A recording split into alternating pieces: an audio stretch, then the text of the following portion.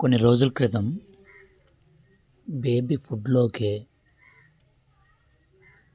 బెల్లం కోసమని షాప్కి వెళ్ళడం జరిగింది.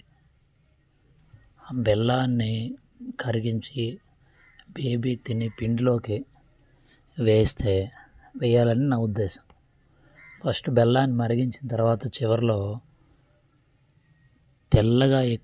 గట్టిగా తెల్లగా ఉండే ఎక్కువ పదార్థం వచ్చింది. అది సున్నాన్ని పోలి ఉండే పదార్థం వచ్చింది. అప్పుడు నాకు కొద్దిగా ఇబ్బంది అనిపించింది. అసలు షాపుల్లో వాడే బెల్లం పిల్లలు తినదగిందేనా, పెద్దవాళ్ళైనా తినదగిందేనా అని డౌట్ వేసింది. ఇప్పుడు విషయానికి వస్తే సాధారణ వాటర్లో దాన్ని జనరల్గా హార్డ్ వాటర్ అంటారు. హార్డ్ వాటర్ అంటే మలినాలు కలిగి ఉండే వాటరు. అందులో కొద్దిపాటి కాల్షియం కార్బోనేట్ ఉంటుంది. అది మరిగించిన తర్వాత పిండి రూపంలో బయటకు వచ్చేస్తుంది. పిల్లలకైతే ఎక్కువ వాటర్ మరిగిస్తే కాల్షియం కార్బోనేట్ ఎక్సెస్ అయిపోయిన కాల్షియం కార్బోనేట్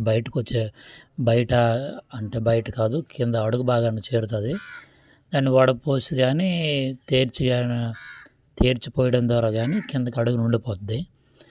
కొద్దిపాటి కాల్షియం అనేది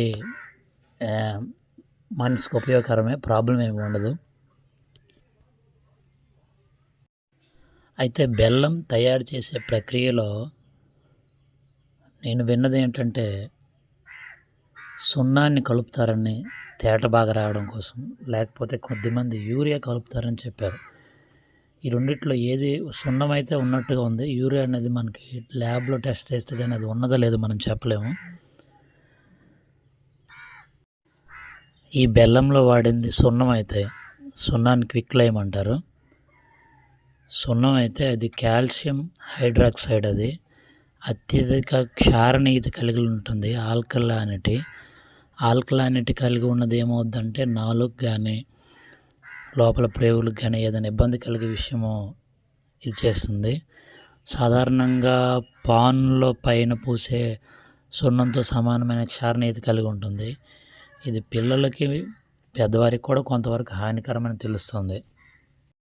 సాధారణంగా బెల్లం తెల్లగా రావడానికి కోసం, మెరుస్తున్నట్టు ఉండడం కోసం దీన్ని కలుపుతున్నట్టు తెలుస్తుంది. అలాగే పైన తేరడం కోసం కలుపుతామని వాళ్ళు చెప్తున్నారు కొంతమంది. ఇది పూర్తిగా వాడడానికి అనువైంది కాదు. పిల్లలకు కానీ పెద్దలకు కానీ తెల్లగా ఉన్నంత మాత్రాన అది వాడడానికి అనువైంది కాదు. స్వతహాగా ఏ కెమికల్స్ కలగకపోయినది మాత్రమే తినడానికి అనువైంది. దానికోసం బెల్లాన్ని తీసుకొని మరిగించి ఒక ఎక్స్పెరిమెంట్ చేయడం జరిగింది. ఆ ఎక్స్పెరిమెంట్లో ఎంత సున్నం వచ్చింది ఏందని మీరు చూడొచ్చు. తీసుకున్న బెల్లం అతి తక్కువైనప్పుడు కూడా చాలా ఎక్కువ సున్నం వచ్చింది ఇందులో.